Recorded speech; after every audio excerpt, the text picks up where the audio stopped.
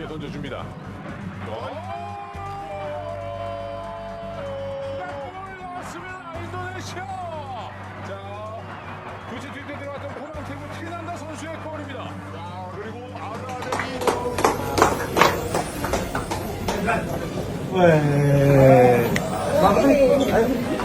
We stop or we continue? Continue! Stop or we continue? Continue! We make history happen, okay? Okay! Ayo!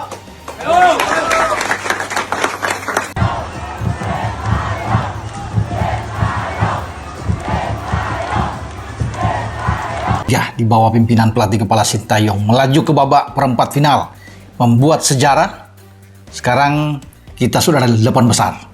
Itu berimbas dari kemenangan kita atas Jordania. Tidak ada yang menduga bahwa Rizky Ridho dan kawan-kawan bisa mengalahkan Jordania dengan 4-1. Melesakkan 4 gol di gawang Ahmad Juaidi, penjaga gawang Jordania. Ini tidak mudah.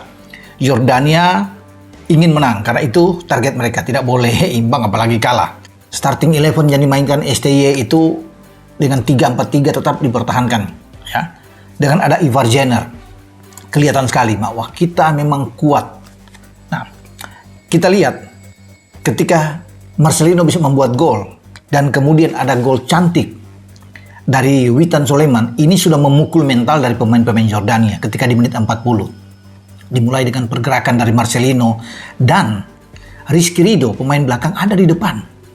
Bagaimana dia bisa melihat ada pergerakan yang sangat bagus dari Marcelino, kemudian dia tidak menahan bola, dia langsung memberikan searah dengan penetrasi ke dalam dari Witan Sulaiman. Dan Witan tidak menunggu lama, karena dia dikawal juga oleh 2 pemain dari Jordania untuk dia memplacing bola dengan kaki kirinya dan menaklukkan Ahmad Juaidi. Gol kedua ini yang saya pikir sudah memukul bagi Jordan, karena mereka tidak menyangka ya, ketika mereka asik dengan bermain untuk mungkin mengambil ball position ya, untuk menekan kita, tapi kita mendapatkan di babak pertama sudah 2 gol. Itu yang membuat rusak mental mereka. Sudah tanggung, sudah di babak 8 besar perempat final, dan STY sudah membuktikan, mewujudkan ya bagaimana dia mentargetkan untuk bisa lolos ke 8 besar, tinggal menuju ke 4 besar. Tapi nanti dulu, sekarang kita amankan babak 8 besar. Kesepakatan dengan Pak Erik sudah selesai, dan selamat buat STY, karena di video saya sebelumnya juga Pak Erik sudah menyiapkan tanda tangan untuk perpanjangan kontrak baru sampai 2027. Saya pikir dengan hasil ini sudah pasti ya STY mendapatkan kontrak itu, tidak perlu menunggu ya. Mungkin balik dari Piala Asia U23 ini ada tanda tangan langsung dan dia sampai 2027. Coach, bagaimana pandangan Coach melihat situasi timnas di bawah asuhan Coach Sintayong sekarang, Coach?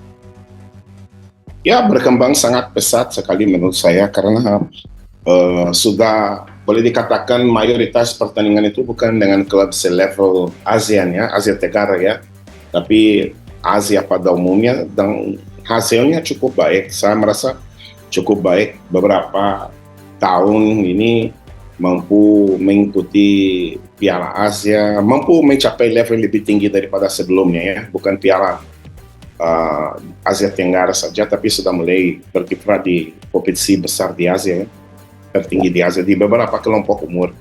Kalau kita bicara bahwa Indonesia sekarang ini mulai mencapai level itu, saya rasa sudah lepas dari mereka. Sekarang kita lihat ya, dulu Indonesia sering kebobolan karena bola tas, crossing bola tas. Sekarang kita bisa lihat hal seperti itu sudah terjadi lagi, karena ya sudah lepas dari postur pemain yang naturalisasi yang sangat membantu dalam hal itu.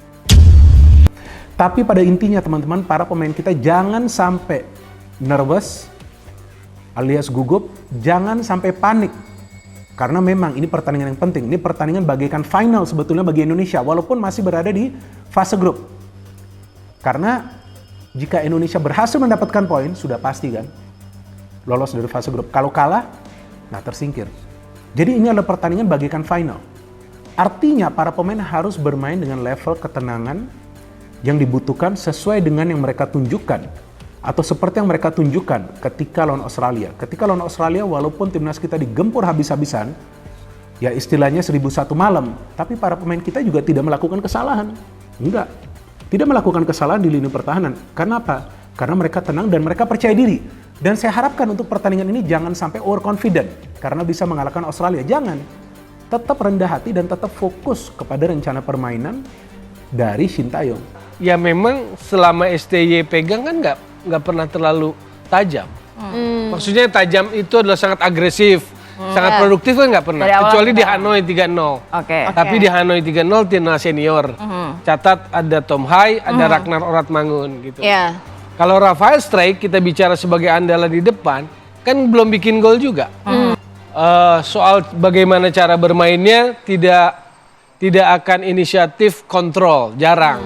Oke. STY itu nggak begitu kalau kita lihat karakternya karena dia pragmatis. Maka saya lihat dia akan compact, hati-hati akan defend.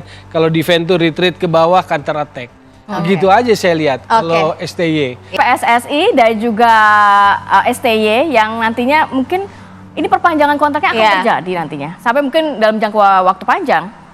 Kalau dalam peperangan seperti ini, Piala Asia, lolos ke 8 besar pun kan belum, masih ditentukan nanti malam. Sebetulnya tabu. Iya. Kalau dalam Kenapa tabu, Bang? Kalau dalam pikiran pure profesional bola nanti dulu, jangan ngomong itu dulu. Oh gitu. Kalau yang kita belajar ilmu bola langitan lah. Pep Ini Guardiola. siap-siap nanti ramai juga di komentar ya, Bang. Ya nggak apa-apa. Makanya ngomong bola itu nggak boleh baper. Oke. Skuad Garuda ini kan juga jauh lebih baik gitu kan, ada tren positif gitu paling tidak. Dan positifnya apa? Terlepas dari menang, terlepas dari waktu Qatar itu wasitnya kontroversial, itu firm, kan juga kalah di situ. Jadi kan ada fluktuasi, ada belum konsisten gitu loh. Jadi menilai bola itu seperti apa sih? 8 besar, lolos 8 besar itu buat siapa? Buat kepentingan siapa? Buat kepentingan sepak bola Indonesia atau buat kepentingan STY? Sebelum lebih lanjut, jangan lupa klik tombol jempolnya. Karena jempol kalian adalah bukti kalian cinta timnas Indonesia.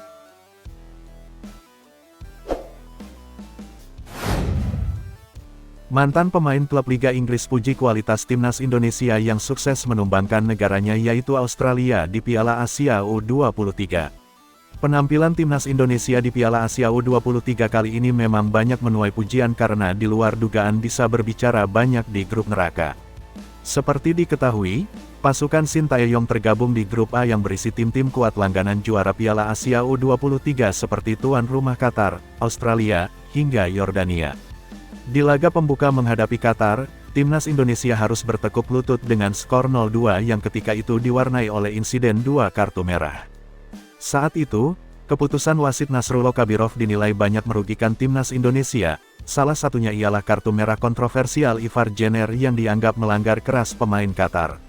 Pelatih Shin Tae-yong bahkan sampai mengatakan kepada media jika moral skuad Garuda sempat menurun usai kekalahan dari tuan rumah Qatar. Namun, timnas Indonesia akhirnya bisa kembali bangkit di pertandingan selanjutnya saat menghadapi tim favorit juara yakni Australia. Aksi heroik dari para pemain timnas Indonesia U23 itu membuat banyak penonton terkejut hingga menarik perhatian sejumlah legenda sepak bola.